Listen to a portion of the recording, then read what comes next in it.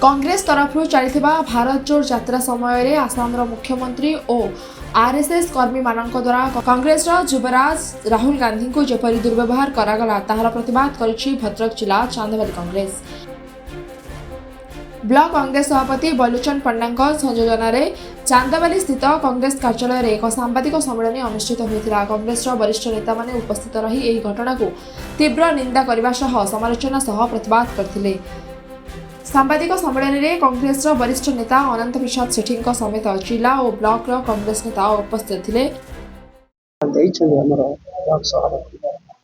आज ये सांबादिक सम्मेलन ये आपण मान डाकिछु एवं कहवाक चाहूँ जे भारत वर्ष गत काली जो भली भाव हिंसार राजनीति आरंभ होती कांग्रेस दल घोर निंदा करुचे एवं प्रतिवाद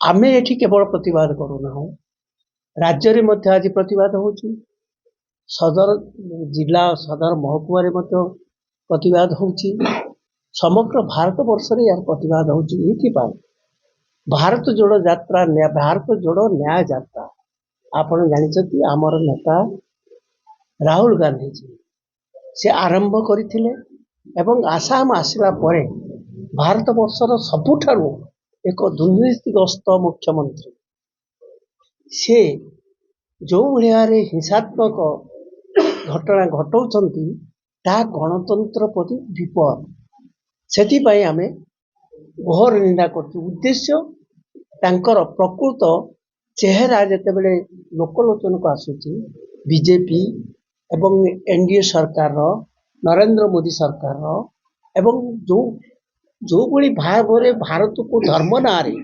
विभाजित करिया पाई चली एवं जोथि पाई विभिन्न समस्या को प्रकृत चेहरा को जणाया पाई लोकों गति जाउछंती लोक बहु भाव रे ताको समर्थन करछंती ताको पाखु आसुछंती समर्थन दउछंती तार भयभीत है से माने हिंसात्मक पंथा वर्तमान आक्रमण करछंती ये यात्रा को बंद करिया पाई किंतु कांग्रेस दल आपण माने जानिछंती केबे हिंसा रे विश्वास करे नाही।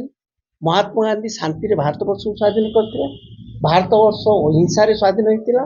कांग्रेस दल एई भली ब्रिटिश शासन रे मध्य बहुत अत्याचार करिछि कांग्रेस जनसाधारण। Chandbali Prashant Kumar Panikkar report Sunstar TV.